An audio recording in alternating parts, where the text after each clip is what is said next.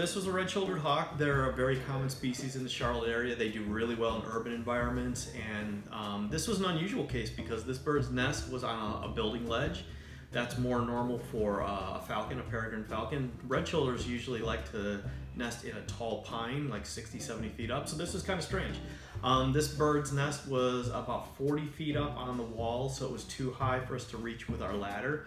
So we actually used an artificial nest that we wove out of branches and attached it to a tree below this nest.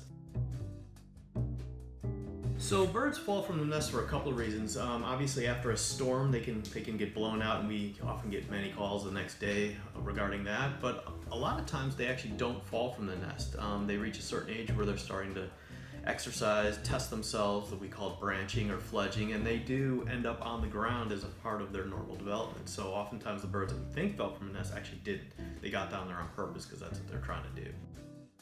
We, in many years in the past, would take these babies in and raise them up ourselves, and we can do it, and we were successful, but it takes a ton of effort, and it's very, very expensive. These babies will eat 3 to 4 times the amount that an adult would eat, so it costs quite a bit. So we try to get them back as often as we can, and it's really a win-win for everybody.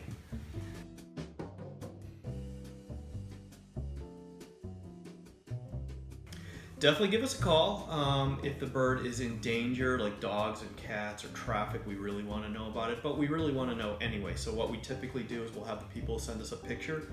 We can figure out what species it is and what age it is, because some birds at a certain age, as I said, need to be on the ground for a certain period of time. That's part of their normal development. But some birds, if they did truly get blown from a nest, they're way too young to be down there and they need to be taken care of or gotten back into the nest.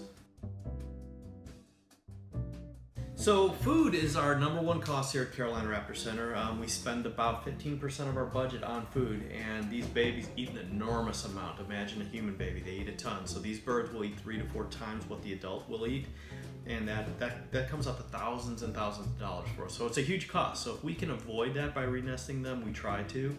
And obviously we are a nonprofit. Anything the public can do to support us is great, because pretty much every dollar we get comes from people that are in the community that care about these birds.